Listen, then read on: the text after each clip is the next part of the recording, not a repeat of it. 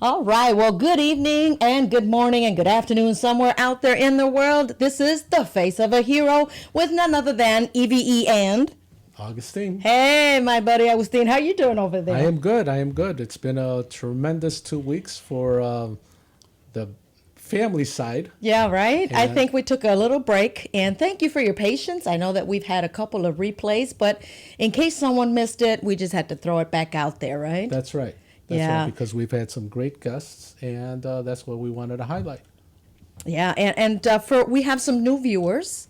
We do. Yes, we do. And we have some new people that liked our page. So we thank you for following us on our page at The Face of a Hero on Facebook. And also, please subscribe for those that have yet to subscribe to our YouTube channel, The Face of a Hero, as well.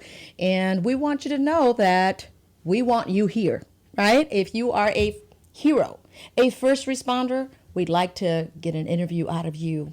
Tell us your story. Bring it here. This is a platform for you and for anyone that has an amazing story that has been doing the heroic thing. Not Right. necessarily you have to have a title, because That's I right. consider myself a hero because I'm saving the day every day. You just don't know what I do behind the screen, behind the door, And she does a lot. and she helping does a people lot. in the community. So if that is you, come on you para acá. Vente para acá. Come on over here and let those people know that you have a story and that you are a hero. Many times, people only look at those that have a title Or a uniform. or a uniform. But let me tell you that I have met some heroes that have been out there in the forefront that are making change. You know, I was told you don't need to be a politician to help change policy. I said, oh, phew, that's good. That means I am going to help change policy. I don't have to be a politician right. because I don't, that's just not me, right? Right? Right. Well, for those that are watching and saying, well, who's that fine young man That's next to EVE? Well, he is a wonderful friend of mine, and I'm blessed to be called a friend by him as well. And it's Herbie Cruz. You're going to hear his story. This is a platform for him as well. It's not for Agustin or for myself, because he has something that he needs to share for you to listen. And remember, the reason why we have this show is also to help bring back empathy, respect, back into the force of our firefighters, our police department. Our first responders. Yeah, our first responders all together. And the one that still sticks out to me, because we're still in pandemic season, it hasn't left yet, although we've been blessed that the numbers are hopefully staying down and keep going down. But that was the RN in the ER. And that was an amazing story. That's right. She too is a hero. Oh, yeah. Yeah. And She's- soon, I mean, it was like, we were like, wow. Oh my gosh. Almost had me in tears. She had me flabbergasted. It's like her shift just started, and she said, I haven't even punched in yet, and this is what's going on. All the chaos. Yeah. She Chaos said, in the ER. We got a cold blue. We got somebody coming in ER with gunshot wounds. It's a change of shift. She's trying to get updated on patients that are there. And This this is is all crazy. within the first Right. half hour. Right. And First- we're also going to bring here a dispatcher. We're going to bring also an ER doctor to come on and tell us what is it like to be in their shoes. Yeah. Because many times we take even our firefighters for granted. Right. Right. They don't just come and use the water hose and Right. Right.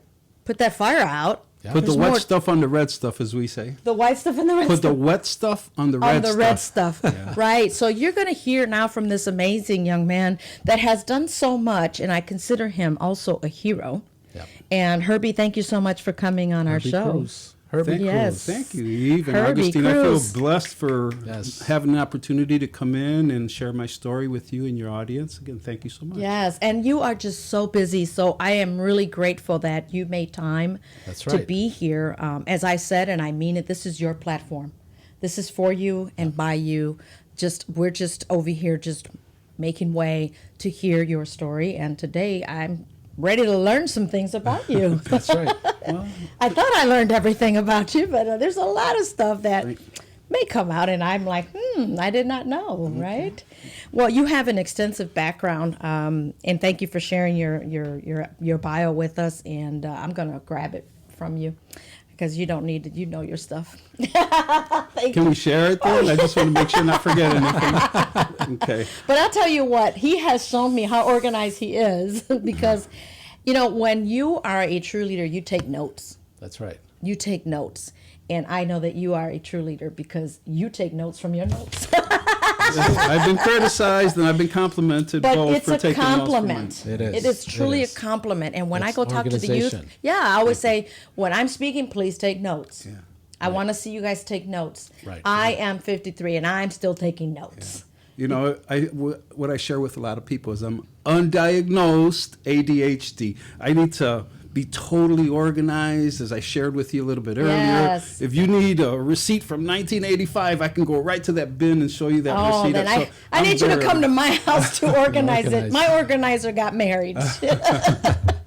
She's the one that used to put everything and organize it. She would go to the store and she starts fixing things on the aisles and putting them back in the racks. And I'm like, do you work I love there? her already. Yeah, she's Mom, I just can't stand that. I Right. just can't stand that. And real quick, what sign are you?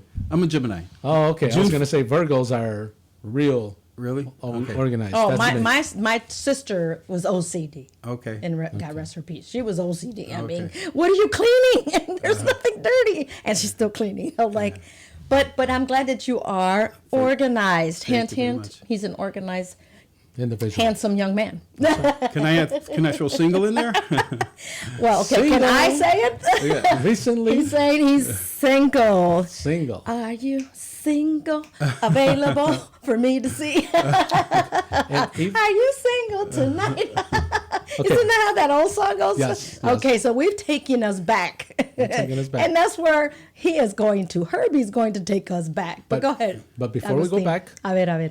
we need to say our Our disclaimer? Yes. Well, the views expressed by the hosts and any caller of this show is not necessarily the views of you that is watching or our guest or our advertisers. And thank you once again for reminding me. 'cause he might say something. And it wasn't from me, and it wasn't didn't from come me? from Agustin. So, But it's okay. Blame it on him. Yeah. So anyway, shout out to our East Chicagoans. And Herbie, you were born and raised in East Chicago, is that right? Very proud, born and raised in East Chicago, lived in Gary, Indiana for a short period of time. Home of Michael Jackson. I'm a GI girl. Right down the street from Michael Jackson, as a matter of fact, on Harrison Street. And after fifth grade, moved to East Chicago. I currently reside in Crown Point, Indiana. Okay. Attended, while I was in East Chicago, St. Mary's and Bishop Noel Institute. My rival, Rival Bishop Noel? I'm a 59er. Okay. Are you? Okay.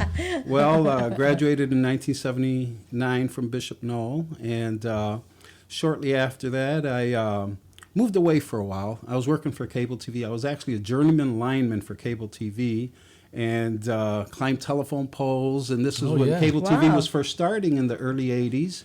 And had a pretty bad accident. I was up in Fox Lake, Illinois, and fell 30 feet from Ouch. a tree. Wow. Had a hairline fracture in my kneecap, so I decided to come home. And Oh. I rehabbed, started working Wow. for cable TV again, and then the contract expired up in Fox Lake, Illinois, and it was time for us to make a decision because the company that I was working for, CableNet at the time, was just awarded the contract in Phoenix, Arizona. So I was really, really excited, and came home one weekend to tell my family, my parents, that I was moving down to Phoenix. You know, I was a young man, you know, full of energy, and when I walked in the door, my dad was wearing a heart monitor. Well, needless to say, I didn't go anywhere. I no longer work for cable TV. I stayed. I resided with my parents, and shortly after that, applied for the East Chicago Fire Department and did really, really well. You know, blessing that I've had so many blessings in my life. How did that switch from being on the pole? I was going to say, you said a tree. You fell off a tree? I fell off a Were you- telephone pole. A telephone pole. How did that go from that to fire department? How did that come about? Was it something that you always thought of wanting to do, or? You know, I always admired police officers and firefighters. You know, we were a very law-abiding family, you know, and so I always admired, but it was really not a dream for me at that time, to be quite honest with you. But when I came home and I was looking for an employment, there was an ad in the paper, and I'm an avid newspaper reader. I read from the front to the back on every story every day, and the fire department was hiring. So I went in and took the entrance exam, and out of 170 applicants that took the test, I was blessed. I scored second highest. Wow, So that's awesome. Good for you. thank you so much. Yeah. So they called me shortly after that. So I was actually on the fire department from 1986 through 2014. 28 years I spent on the fire department there. And while I was in the fire department, later on in my career, I was director of emergency management. We have a Homeland Security office, so I was director of emergency management, Homeland Security. I was also, for the last 8 years of my career there, director of 911 communications. During my tenure as a firefighter, I was Arson Investigator. I was also fire inspector, and both of those are just great positions to have in fire departments, especially Arson Investigator. Maybe I'll talk about that a little bit later on. I But want to hear those stories. Yeah. Right, but I want to take you back to being the firefighter, oh, being out there in the streets. I loved it. I loved it. I had such a passion when I was on the fire department because, when that alarm sounds, you have some downtime, obviously, as a firefighter. But when that alarm sounds, everybody's pumped up. Their adrenaline's kicking in. So we're in there and, we're there to, like I say, kick butt, when we get there and knock that fire down. And I've been blessed to be part of some rescues and had an interesting career. There's a lot that I've experienced, sad experiences like children dying. Yeah, I was just going to ask, tell us the most horrific scene that you had to come to and live that moment. Week 1 of when I was a firefighter, first week they hired on, it was my second shift, and we worked 24 on, 48, 4700 block of Todd. We responded, and it was a working fire. And it was a second-story upstairs apartment, and we pull up. It was an electrical fire, and we went in and busted the door down. The mother was actually directly across the street at a bar. Wow.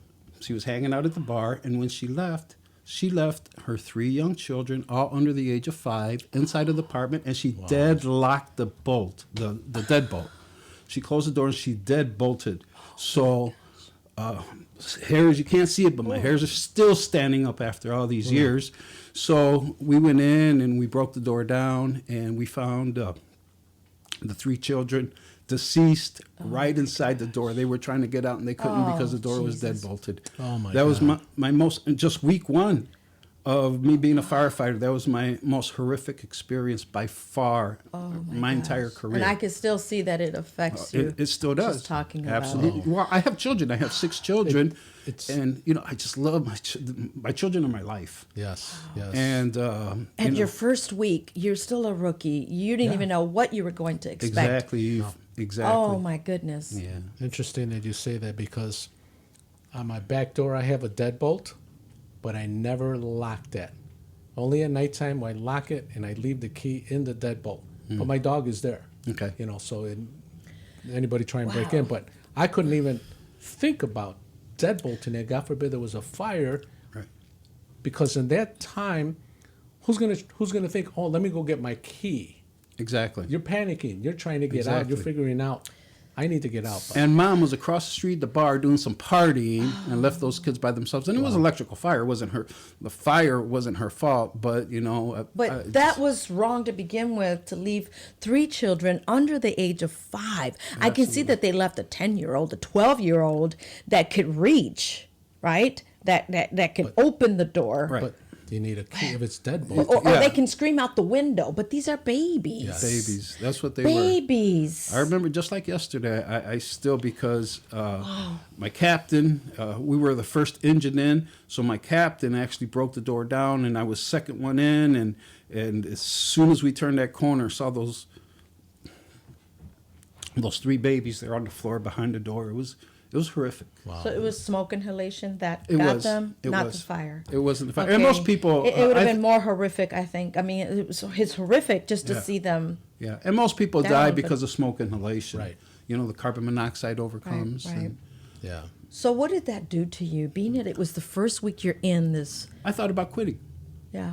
I thought about quitting, and I talked to some really good mentors, some different chiefs and officers that I had on the fire department, and they're saying, they convinced me not to quit, that I can make a difference, and moving forward, I was part of some rescues. And I still have one young man who he works at St. Catherine Hospital over in East Chicago, and every time he sees me, he gives me a big hug and Herbie, I love you, and calls me his hero, and so I was able to do a lot of good things while I was on the fire department. Made a difference. Yeah, Make a difference. Yeah, but initially, I was devastated because I had kids of my own. Right, Absolutely. right. And you just wondered, what if they were my kids going through that? Oh yeah, So, You're in my head exactly what I was thinking. yeah. yeah. So, how long were you, you had to have been tormented by that. I'm still tormented, Eve. I see that. I'm still tormented. I just, there was several incidents during my career as a firefighter, and we spoke briefly before, and you're like, let us know, things that may have affected you. And the first things that always came to mind are incidents with children. And there was a child, and we were just 2 buildings away. It was at Westside Junior High, and I worked out of Station 1 there on Indianapolis Boulevard. So we were it's the fire department, Tri-City Mental Health, and Westside. So we were only 2 buildings away, and a child was down, a 10-year-old was down, and we responded immediately, and they were in the pool, pulled them out, attempted CPR, and couldn't resuscitate. That was also devastating. And there was another drowning of a child, a 3-year-old that was in a home swimming pool. So, Wow. The most traumatic things, I think for a lot of people, not only myself, and for a lot of emergency responders, is when things happen to kids. Kids. I've seen some elderly people, perish in fires and stuff, and as sad as that is, when it comes to kids, that's just at a different level. Yeah. I think for yeah. everybody. Oh, yeah. Yeah. 'cause Anybody, any empathetic person. Yeah, they have their Wow. whole life ahead of them. Sure, absolutely. So being that, as I see, I don't know if you guys can see how it still impacted Herbie. It's okay. That's why we have a box of tissue, That's because we touch wounds that sometimes we don't know that are still there, and still we start talking about them again. Understood. And I thank you for serving and not quitting. Right. Thank you. That you said, I'm gonna just stick with it. I am going to help people. I did. You have. My entire life has been public safety, so I've committed. I still, I'm proud of what I'm doing today. I can go back to fire department, but today I'm public safety trainer for the state of Indiana for NIPSCO, which is a Nice. power company. And what I do is I train firefighters on the dangers of natural gas. And natural gas is an explosive gas. Yeah, We all know yeah, that. It comes to yeah. our house, feeds Yeah. our stove furnace, our hot Backfire, water heater. backdraft. Exactly, Yeah. exactly. So I'm still proud of what I'm doing, and I just decided to dedicate my life to public service. So with that training that you offer, did you have that back then? I did. That type of training? I did, but only briefly. We've got a really, we've got a real elaborate program where I come in, and it's really cool because I come in with my explosion chamber, and I fill it up with natural gas, and I fill it up, not to get too technical for you guys or our audience, but I'm visualizing what you're saying. But for an explosion, for a natural gas explosion, you need to have between 4 and 15% of gas. And if ignition, and in a contained area, if ignition source is introduced, when you can have an explosion, people could die, firefighters could die, emergency responders. So I'm very proud of the job that I'm doing, training these firefighters and putting them in a better position so they don't find themselves in that compromising position. They go in with their combustible gas indicators and see that they're anywhere near the explosive range. It's time for them and the rest of the firefighters to get out. It's time to evacuate any residents that may be in there. So, yeah, we've got a great program over at That's NIPSCO, wonderful. training emergency responders. And I take it that you're offering some of the things that you probably didn't have when you were a firefighter. with technology Not and as all being so intensified. advanced now. Right. We've got You're able to offer more than what you Absolutely. had then. Absolutely. Not to say that they had it and didn't offer it, they just didn't have it. Absolutely. Right? You're 100% right, Eve. So I'm taking you back again. Okay. Okay? You're jumping too fast. No.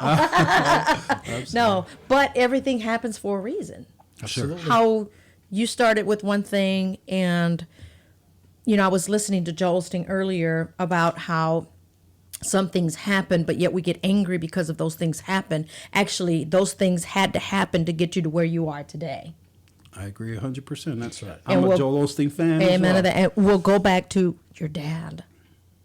Had that not had happened, not that we want our family or our parents to be sick, but had that not happened, you'd be in another state. We wouldn't be talking. You wouldn't have owned the public safety company that you have. You wouldn't be training your colleagues, your former colleagues. You wouldn't be training what you do in the community with your CPR classes.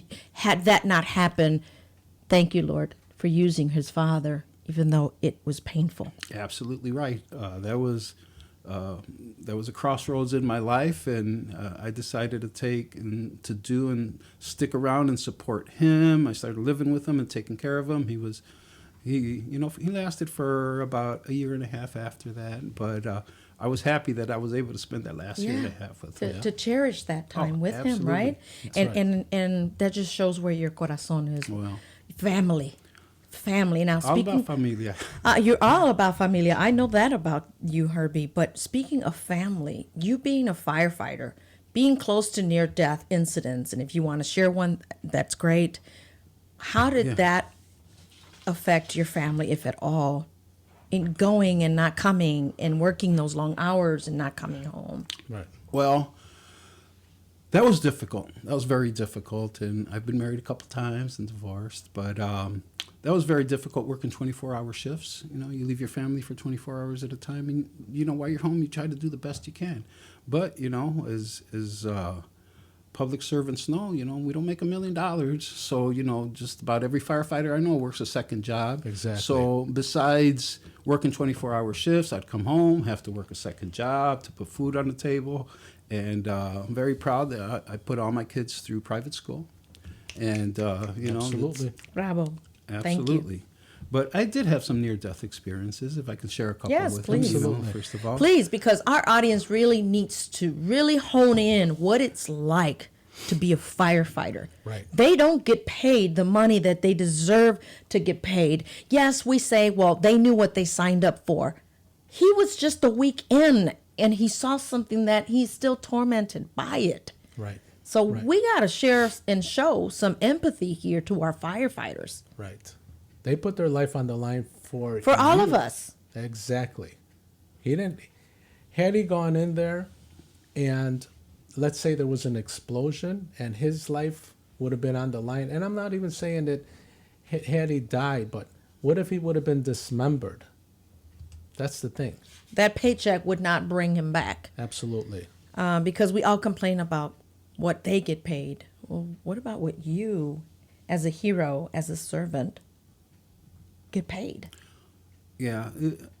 Firefighters, police officers, teachers, we should be, at the top of the pay scale, but unfortunately we're not. But, those are the careers that we've accepted, and we have to just do the best we can. And that's right. why most firefighters work, a second job. But I want to thank both of you so much for having this forum to inform people, your audience, and, other police officers, firefighters, teachers, everybody else in your audience, that to recognize the sacrifices that public servants, serve for your community. Mm-hmm. But if I could share a couple near-death experiences, absolutely. I remember I was inside of a structure, and it was a working fire. It was the 3900 block of Alder in East Chicago. Oh, I know exactly where that is. We owned 3932 Alder. Oh, do you? Okay. We owned back then. Okay, Mm-hmm. okay.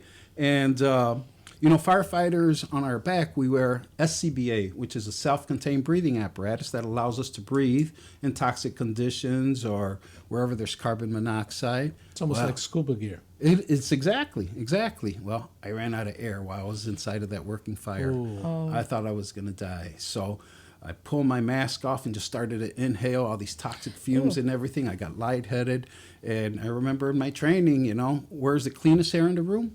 Very good, very good. Hey. Right on the floor, right? the So that's floor. what I did. I put my face all the way down and crawled out just like army in the battlefield, how they crawl on their stomach and face. And I'm sorry, real quick. I don't mind. I'm sorry to interrupt you, but for other people that out there also, why is the cleanest air on the floor, down towards the floor? because gas rises.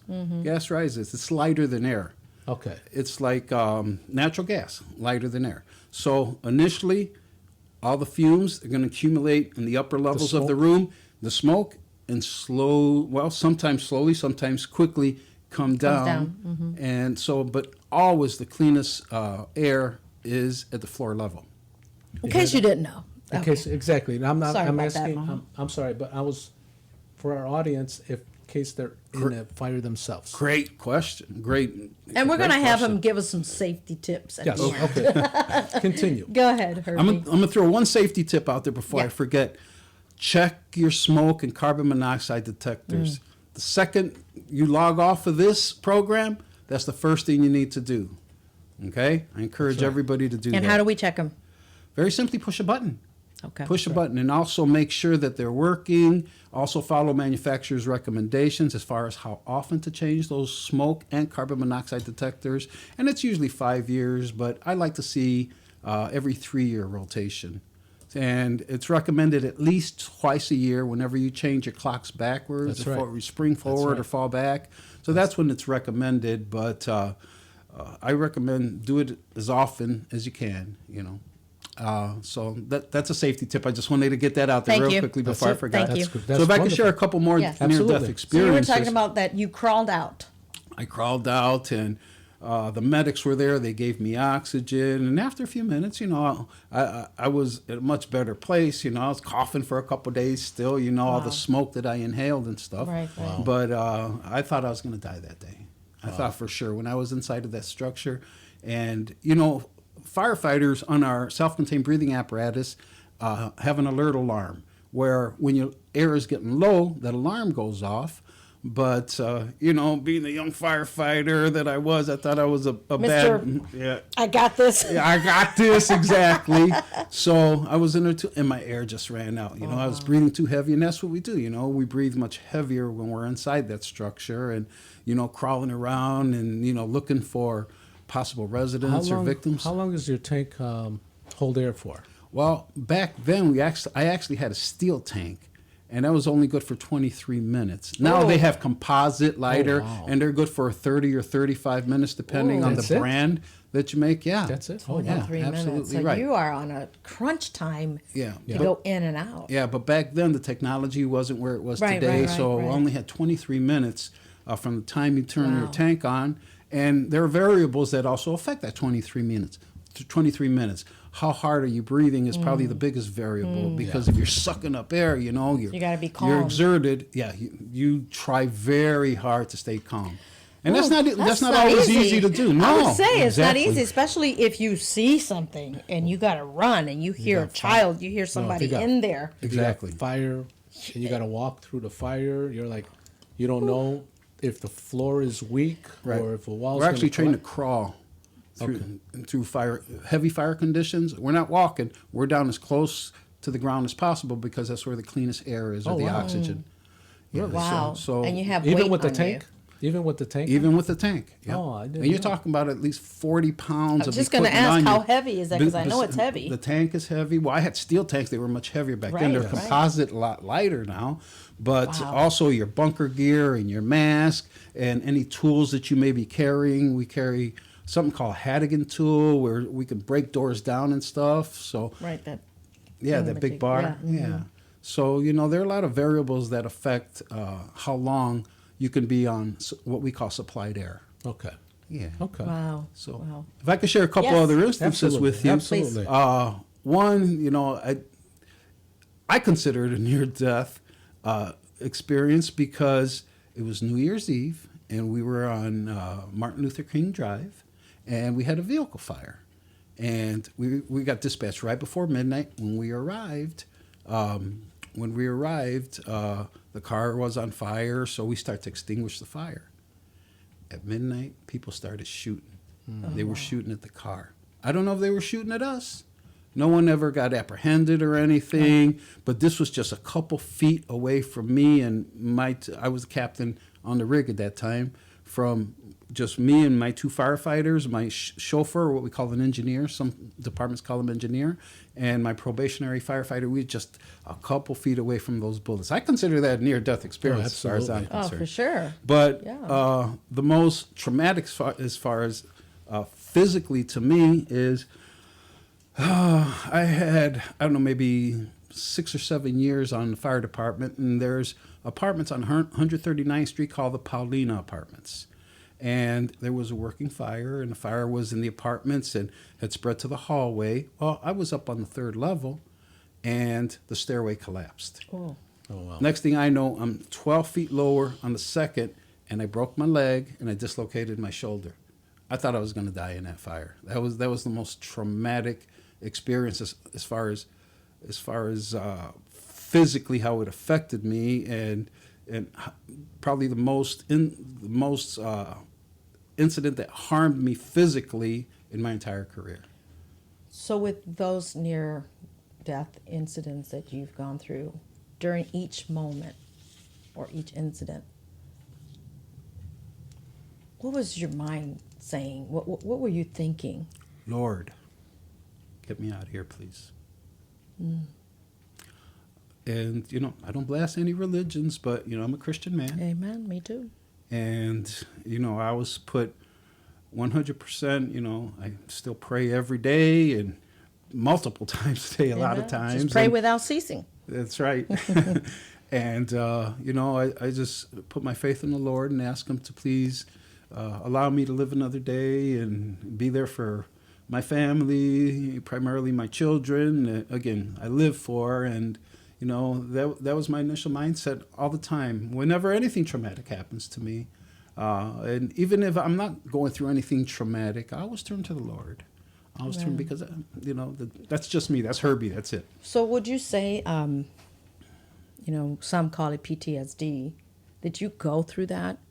Because I still see that you've, just by talking about it, it still touches you in a very heartfelt way. That probably not diagnosed, but probably at some level. I'm sure some psychologists or psychiatrists will say, Herbie, you're probably suffering a bit of PTSD, but I just try to be a strong person, handle it the best I can.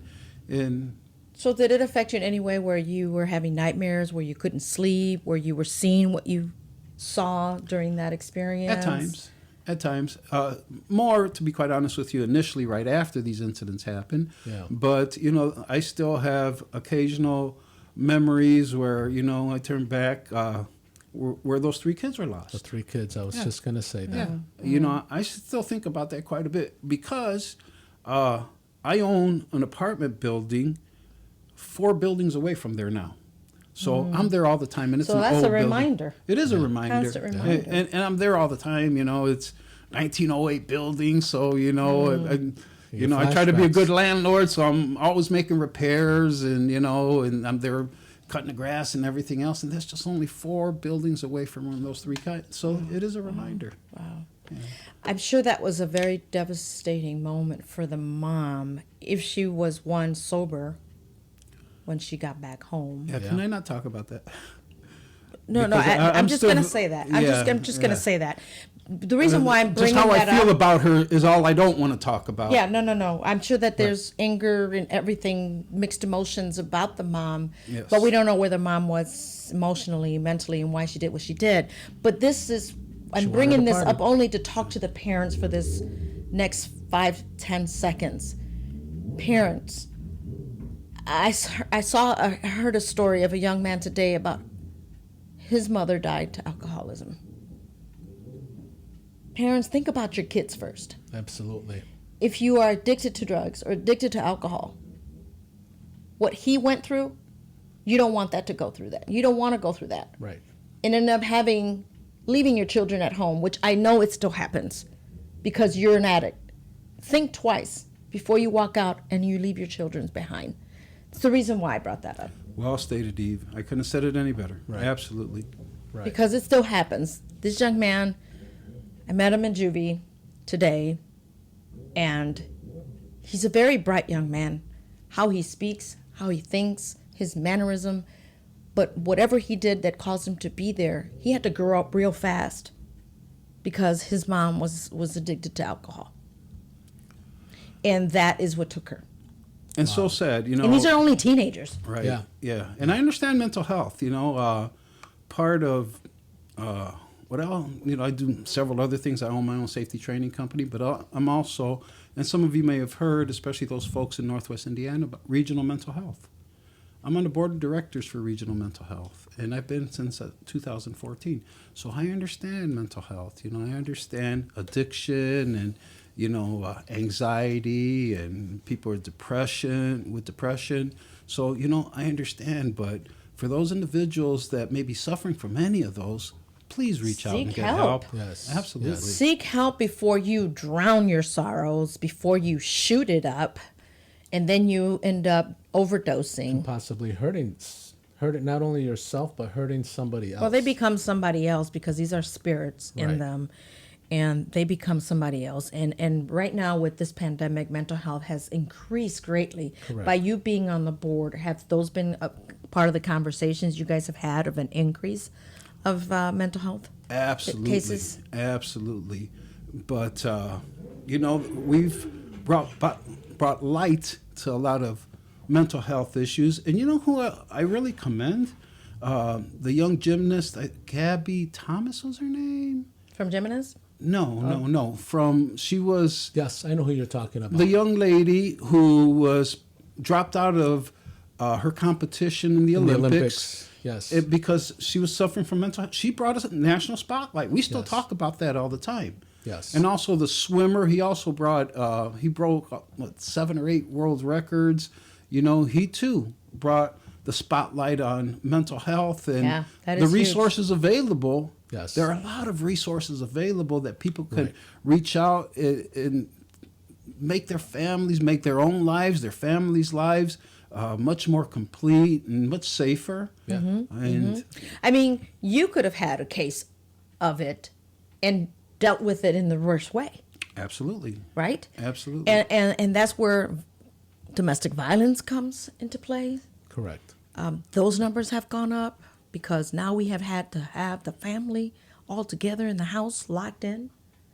All of that plays a role in what happens in the community. Absolutely. And here you are as one of our heroes to come and play it safe, keep us safe, teach us how to make it safe and keep it safe.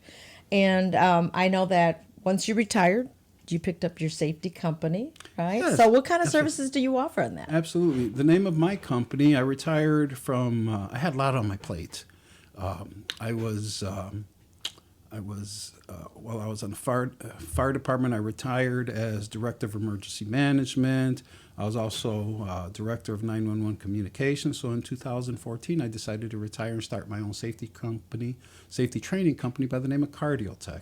And what Cardiotech does is we do a lot of CPR training, first aid training, checking out defibrillators. I write emergency operations plans for different businesses and organizations. So I'm really busy doing that besides working for NIPSCO full-time. Right. Wow. Yeah. I won't say, how do you do it? Because that's what a lot of people tell me. I say, there's 24 hours in a day. Right. There is. I just heard, it's interesting you say that because I just heard Arnold Schwarzenegger talking about that. He says, there are 24 hours in a day. He said, you sleep for 6. 6. Yep, that's what I say. You get hours, I say at least 6. You sleep for 6, and you have all those hours 18 hours. to better yourself. Yep. And all in what you do. And I see that Exactly. you keep every minute doing something to make a difference in someone's world. I try. You and don't everything's try. logged in. You don't try. List. You're doing it. Well, thank You you. know, What one is of- trying? You're Thank you. doing it. Yeah. One of the things you had talked about earlier is that you were going to share with us some of your interesting arson investigations. Arson investigations. Yeah. Anytime you can come in and look at fire patterns, what we call alligator burns, or take samples of possible accelerants and stuff like that. We had a couple fatalities, and they were arson related. So, it's great. It's very fulfilling to figure out exactly how a fire started. And I got a lot of really, really great training. If I could share with you just one incident where apartment burned. It turned out that it was on Guthrie, which is now Martin Luther King Drive, and some young man had thrown a Molotov cocktail inside of an apartment. Well, guess where it landed?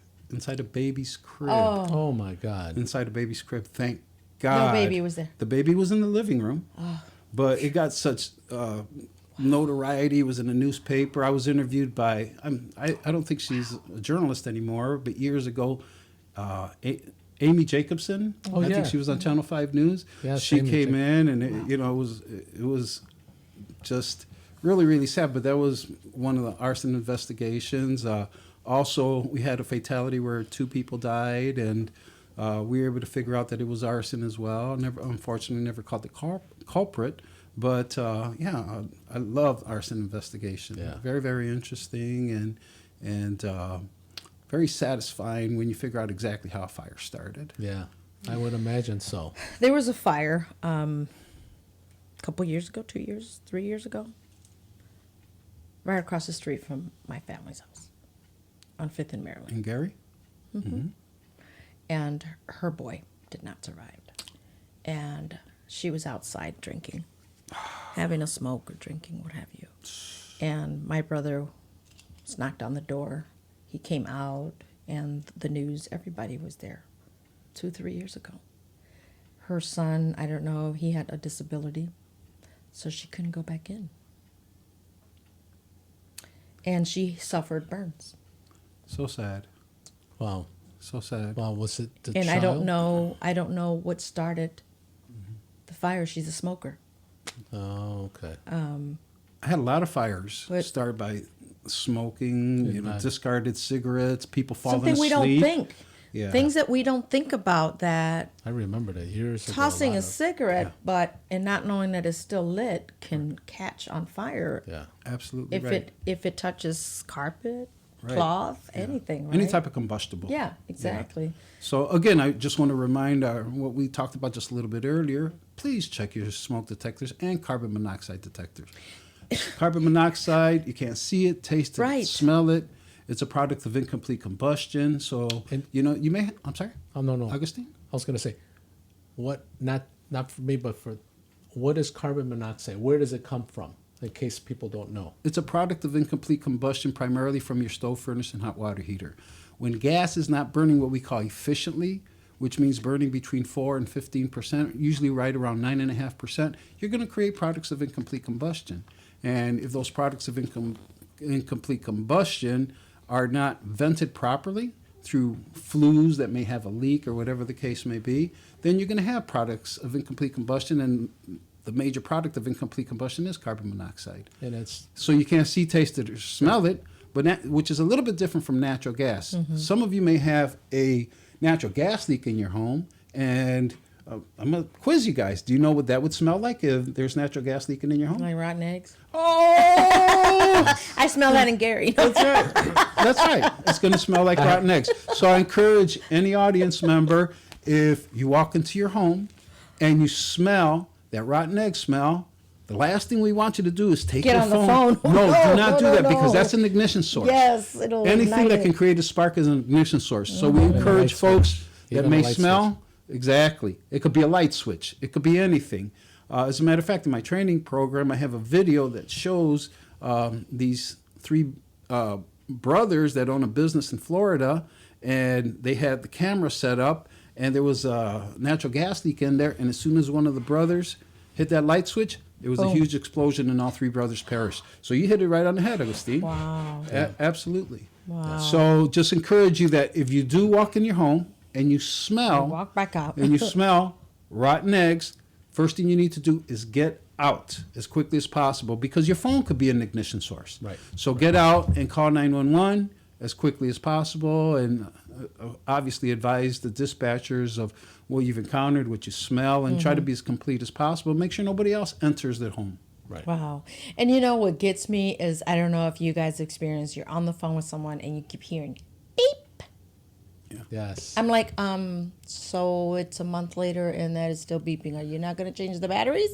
Right, exactly. One That's said- frustrating. One said, well, that's a reminder to let me know I'm alive. Negative. I was like, you know, I care about you. You should change the batteries. Month later, That's I'm right. still hearing that beep. Yeah. Yes. That is so annoying. Yeah. If I can bring something up, I thought you were going to go in a little bit different direction. Oh, but go And- ahead. And a lot of people are frustrated when they call 911 because they're like, why is this dispatcher asking me so many questions? It's not even pertinent. Well, You'd be it's probably surprised. pertinent, but what a lot of people don't understand is that the vast majority of the time that you call 911 center, there are at least 2 dispatchers on that line. So while one dispatcher is asking you questions, the rigs have already been dispatched by another dispatcher.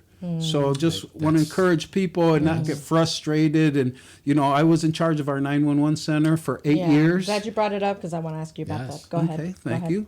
And I always had 24 dispatchers. I was the director of the 911 center, and it was a pressure cooker. Every single dispatcher that has ever worked for me has come into my office.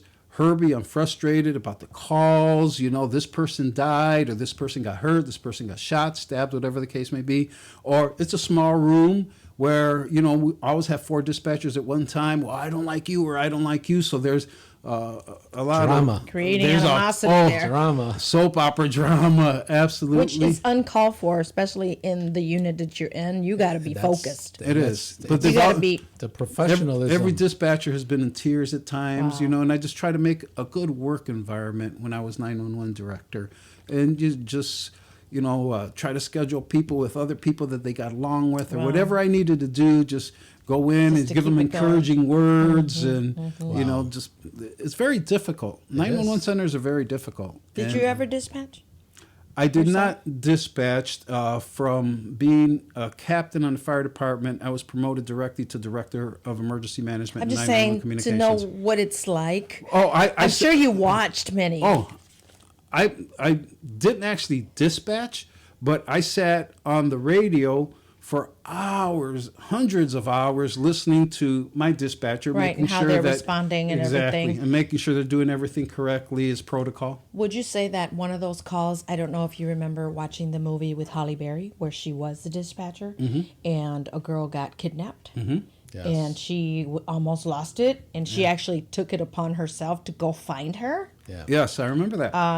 Yeah. But you saw how she was at that moment. It's like you got to be like quick to think It's what to ask, it's what to traumatic. get, what to listen. That yeah. sound of a baby, that sound of that bell. Yeah. Every little thing could be a tip, right? Absolutely, and there's studies that show that many dispatchers, unfortunately, that's why it's important that they work on stress relievers, whatever it may be. Stress relievers are different for everybody, but whatever they need to do to relieve their stress, that's what they need to do. Because many dispatchers, there's many studies that show they suffer from PTSD. Yes. I can Yes. imagine. Absolutely right. And something that we were discussing a little bit before the program started, what a great job that dispatcher did here in Chicago with the death of that police Ella officer. French. Ella French.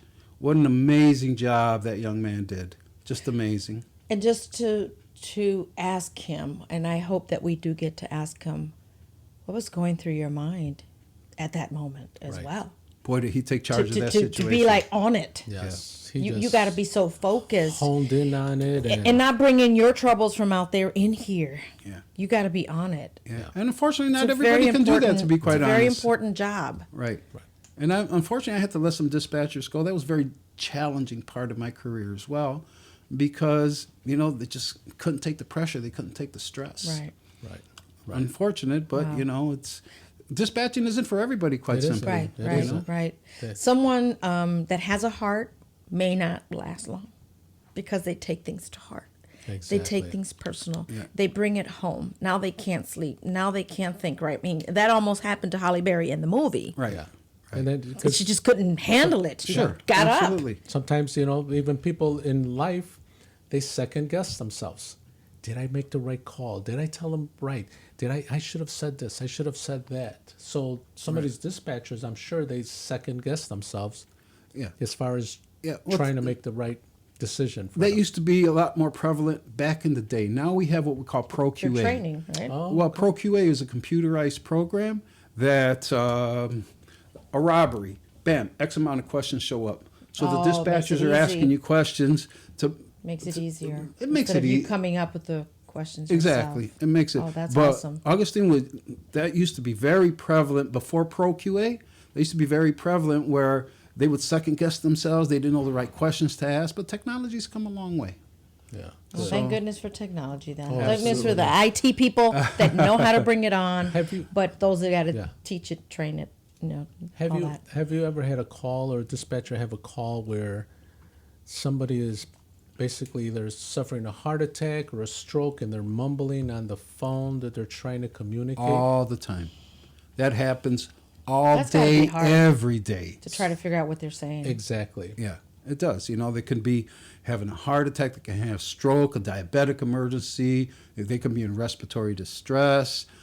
So those individuals that may encounter a patient, and let's say you're not the patient, but let's say you need to perform CPR on somebody, and that's what I do in my company.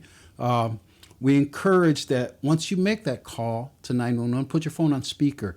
Because if you don't know exactly or remember because you're so excited about what's going on, you may have just taken a class last week, but because it's mom or dad or grandma laying there, you know, everything you remember just goes out the window. So we encourage those individuals that when you do call 911, put your phone on speaker. That Put way it the on dispatcher can speakerphone. walk you step by step. And you don't have to hold the phone No, because you absolutely. need your hands free. Absolutely, to do compressions, Right. and you know we don't. Right. Currently, we're not recommending ventilations, even with a barrier device, because of COVID and stuff. And hopefully, all that be over. But oxygen's very important to provide ventilations, you know. And again, I don't want to go against the American Heart Association, but I know if it was my family member and they've been down for a long period of time, oxygen is just vital, because basically we're billions of cells from head to toe. And each and every cell in our body needs what? Oxygenated blood in order to Oxygen. survive. Right, So if that right. person's been down for a long period of time, there's a lack of oxygen in their body. So oxygen's very important. So if you've got a barrier device, that would be great if you can supply that. Oxygen necessary, because what happens is whenever you provide a ventilation, we have approximately 21% oxygen in the air that we're breathing. So we take in 21%, we exhale 15%. So by exhaling that 15% into another person's body, it goes into their lungs, and when the blood rushes through the lungs, the blood gets oxygenated. That's going to help keep cells alive and extend what we call the chain of survival. You know, the quicker you could find an individual, the quicker you can check them out and find out that they need help, the quicker you can call 911. What's real vital is if you're anywhere near an AED, an automated external defibrillator, get that to that person as quickly as possible, because the quicker you shock that individual, the better chances they are of Them survival. surviving. Right, The quicker right. the medics arrive. Hopefully it's not inclement weather, or it's going to take a long time, you live in a rural area or what.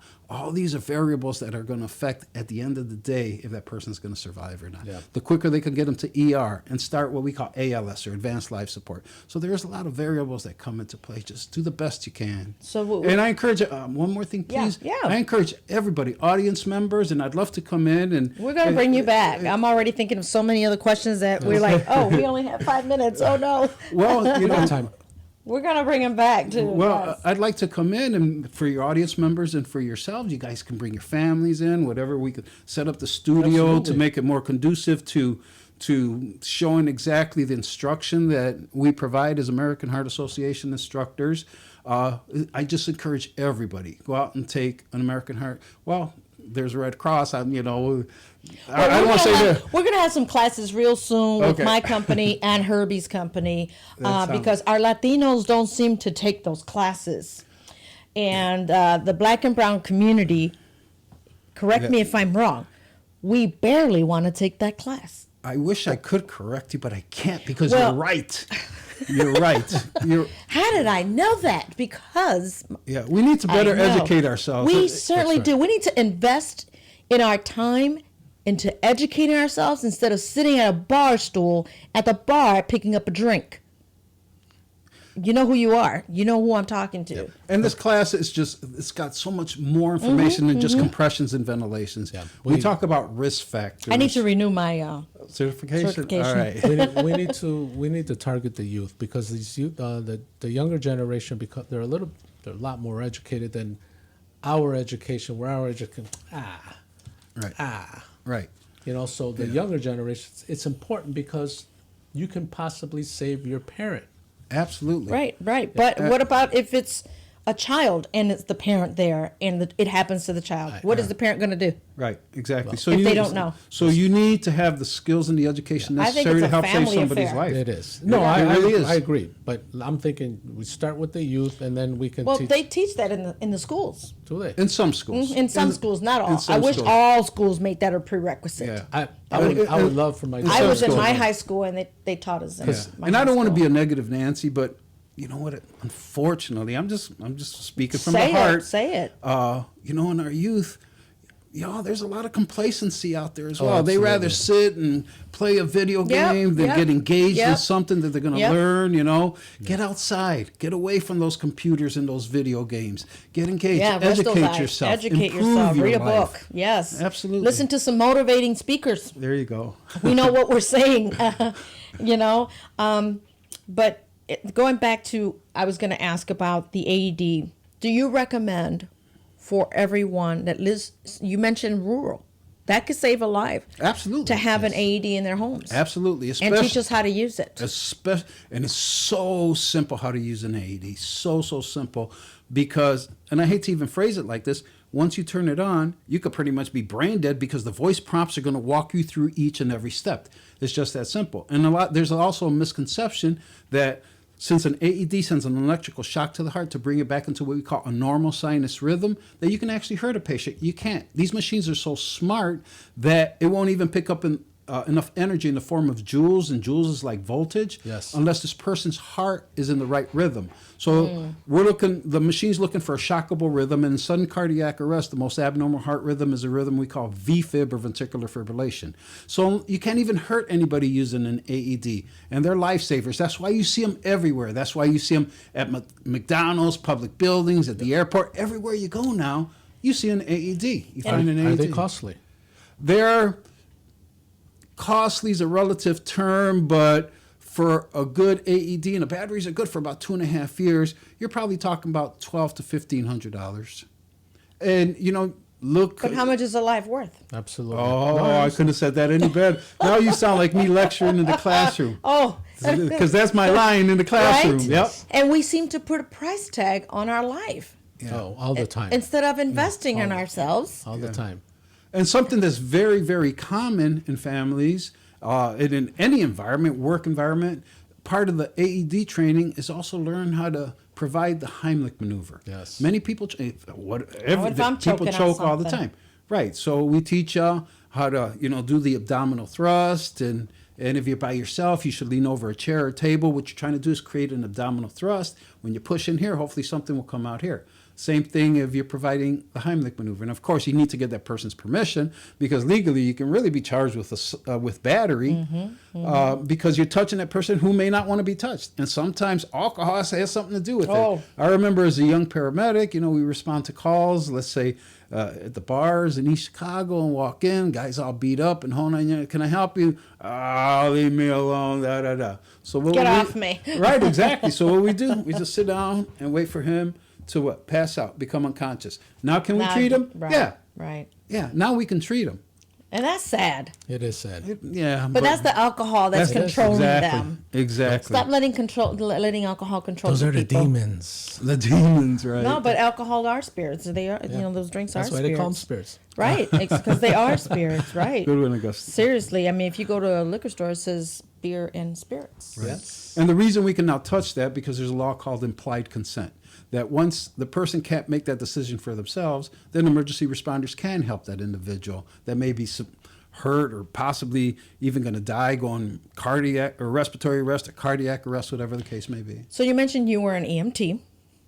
So did you do any of those maneuvers? Did you have to? CPR, the Heimlich, and the AED, did you?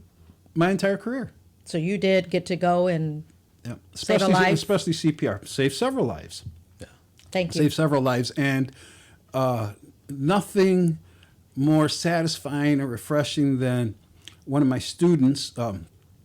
Recently, I did a class. I've got a contract for Lake County, Indiana government. So I do all their CPR training, first aid training, check out the defibrillators. And there were 2 incidents I'd like to talk about just real quickly here. One where this guy came up and he gave me a hug. I didn't even know who this guy was. And he said that he was able to save his dad's life. He Wow. worked at Lake County Juvenile Center. And he was able to save his dad's life because of the training that I provided. Also, at the Lake County Community Correction Center, there was a man, he was in his early 60s, and he had gone into full arrest. And I had just got done 2 weeks earlier doing a training class there. And they were able to shock him and resuscitate him. And that was really nice. We were recognized by Lake County Council and the commissioners and stuff on, the team effort to help save this individual's life. So it's very satisfying. So again, I encourage everybody, all your audience member, please go out and get trained in CPR. Also, check your smoke detectors and carbon dioxide. Yeah, please change those batteries. If you start hearing that beep, I hope it annoys you the minute you hear it so you can hurry up and change those batteries. I sometimes can't reach, so I have to call someone to come because I have high ceilings. So But you've got a broom, right? how am I going to change the battery? Oh, to change the batteries, yeah. Okay. I can't reach. To test it. Yeah, to test To test it, I can just push the button. Right. Yeah, no. But I if mean, you can't to reach the change- button, you can use a broom, right? But to change, yeah, absolutely to change right. the Eve. battery, Yeah. I need a high ladder or someone that's Yeah. taller In her than me. living room, she couldn't even reach it with a broom. So exactly. And don't be complacent. As Eve stated earlier, you hear that beep, be proactive. Be Change that back proactive. because you know what? Fires can happen at any time. And it's not only protecting you, it's protecting your family as well. Absolutely. Yeah. I have 2 smoke carbon detectors Combination? in Okay. and CO2 in my facility here. One downstairs, one upstairs, and I always say, CO. yeah, I always say I don't, and this is connected right to my alarm system Oh, because I hardwired. Yeah, it's Okay. Yeah, so anyways, Nice. I don't want to depend on my neighbors to call the fire department because my building is on fire. So you'll Right. get the call directly done So because this goes, of your this system. goes right to the Oh, fire nice, department. That's nice, great. Nice. That's great. And the same thing in my house. I mean, it's good, and it's a glad moment, and to know that you have it, but not everybody can afford it. No, I understand that, but even like They you should said, make it a program where the government actually offers that. they Well, there are a lot of programs out there Yeah. where they do. There's a lot of communities that offer free. And I encourage your audience members, reach out to local fire departments or city hall or They do it here in cities this- and towns. They do it here in the city where, So call like them you up, said, people. during the time changes, they go into the communities and actually install them or give them out. Well, what they do now is they give them out. Yeah. And I think had that issue in East Chicago, there was a great organization in East Chicago called the Foundations. So when I was in the inspection bureau in the Foundations, I applied for a grant. They gave me, I think, $40,000. So I bought a bunch of smoke detectors and carbon monoxide detectors. And then the Legal Eagles got involved. They says, well, if you install them and it doesn't work, then the liability falls back on you. So now they're happy to give you, and I don't know, if that happens here in the city of Chicago, but I know. It probably stopped. Like you said, you have the. Well, you didn't install it right, and my Right. family member died, or whatever the case and may there be. goes a And lawsuit. the battery isn't in there, wasn't working, whatever in that. Exactly. It was Exactly. malfunctioning. I even have looked to your right on the bottom. What do I have there? He's got a fire extinguisher right here. Many people do not have I in their can kitchens. reach it from where I'm sitting. Yeah, Good job. Good job. Many I have people one don't up have that here in their kitchens. and one downstairs. God forbid there's a fire here, but again, me, I'm Being I got- proactive, right? yeah, Absolutely. and I have 5/8 drywall up here also.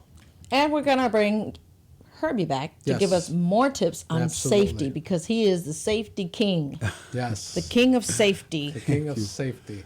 We're running out of time, but Herbie, Yes. thank you for everything that you have shared with us, from the most private moments of what you had to go through personally to deal with what you had to be a firefighter, to be that hero, and continue to be that hero. But if there's anything else that we may have left out that you believe it's important for our Closing audience remarks. to hear, please do so. Well, again, just what I stated earlier, it's important to check your smoke detectors, carbon monoxide detectors, take a CPR class, and protect your family. So and if- I'm looking forward to coming in for another session where we can do basic CPR Focus- training focus and on safety. first aid training, and there's first aid is not just CPR but first aid as well. I'd like to come in and work with you guys. Yes, I would love that. forward. I would love that. I actually, my head's already spinning with some ideas that we need to talk about that. But Herbie, if someone wants to get a hold of you and would like to take a class, are you only in Indiana or are you? No, I'm reciprocal in Illinois as well. And for those that like my contact number, it's area code 219-677-3777. 9311. No, I'm sorry. Repeat it one more time. Again, Yes, una vez. my number is area code 219-677-3777. Oh, that's easy. Yeah. 6 and then half of 6 is 3. So just remember 6, 3. Everything else is 7s. That's I never how thought I of that. remember. That's right. That's how I remember. Absolutely right. Just remember the first number 6, 7, 7. Then half of 6 is 3, and the rest are 7s. So it's easy to remember. Very Easy to analytical remember. mind she's got, doesn't I she, am. Augustine? That's how I remember things. That's how I can remember things. But thank you once again, Herbie, Yeah, for thank you. Thank you. It's taking been the time such a pleasure to come to up come here. in. It was a pleasure having you here. Thank you so and much. learning. I've learned quite a bit from you today, and I'm sure that our audience has learned also. And that's one of the things that we want to teach them to learn. We want to be here so they can learn also. That's right. And if anybody wants to get a hold of us, what's the number? 872-265-1829, 872-265-1829. The face That's of right. a hero. So if you know of a hero, please reach out to us and we can schedule an interview with them, because this platform is for the first responders. This platform is for them to come and share their story, because sometimes if they're not sharing their story, they're not healing. That's right. And it's part of healing process. And if you need help, please reach out to someone. There's 800 crises. I mean, if you're having a crisis, whether it's PTSD, mental health, alcoholism, drug addiction, please seek help. And if you are a child, an adult child, and your parents are going through this, push them to seek help as well, and vice versa. And if I may just add one more thing. Yes. Victims of domestic violence. Oh, that is so needed. Because I've seen firsthand when I was not only in the fire department, but when I was the director of 911 communications, see it as being a board member with regional mental health. So there's a lot of people that are in harm's way. So I encourage you, there's a lot of agencies, a lot of organizations Absolutely. out there that can help victims of domestic violence. So please Yep. reach out. Yep. I'm And since you brought that up, the hotline is 1-800-799-7233. That's 1-800-799-7233. And this is 24/7 in whatever language you speak. You can call unanimously saying my husband's beating on me, or my wife is, or my girlfriend, or my boyfriend, or my kids. Kids do beat up on their parents. Right. That's domestic violence all the way. Or you are a child and you are experiencing that. The emotional violence is just as bad. I think it's worse It is. when there's an emotional Trauma. but the victim, that to me is more than a scar of a cut or a bruise. Yeah. And if I could just add one more thing. Yes. Absolutely. Before I was director of 911 communications, I think just most people are under the assumption that women, and still overwhelmingly it's women that are victims of domestic violence, but there's some guys out there. There's Guys, men. Don't be so proud out there, guys. Yeah, You're yeah. not reaching out. There's some tough women out there that. Oh, I saw that. Yeah. I saw that personally last week. I was at a restaurant and they were drinking beers, and that woman was high and drinking, and she grabbed the bottle of beer and went like that to the man, hit him up here under his chin, and I know he felt embarrassed because she was being very violent to him at the restaurant, and his friends were sitting across that invited them to eat. It was just like, Sad. wow, you shouldn't even be drinking if you know she's going to be like that. And there are two public incidences going on right now of what do you call it? Personalities. You got Will Smith. They're talking that he's been what do you call abused, Victim and of also domestic Johnny violence. Depp. Yep. Johnny Depp is another one they're talking about. Johnny Depp was actually abused. I was listening to the tapes. So Funny that you mentioned that. I went back to listen to his trial from years back, and I heard all the tapes. Everything was recorded, and it was her. But I'm not saying he's a Right. he's a saint. no, right? no. And but But go run, Forrest, run if you're being beaten. but we're not gonna get into that. But we're just That's another day. We're out of time now. Yes, it's just an example of how men can be abused also in a relationship. Yes. Thank But you again. emotional abuse is worse than physical abuse. Exactly. In my book. Well, thank you for listening and watching to The Face of a Hero. Continue to watch us every Thursday Yes. at 8 p.m. Central Standard Time.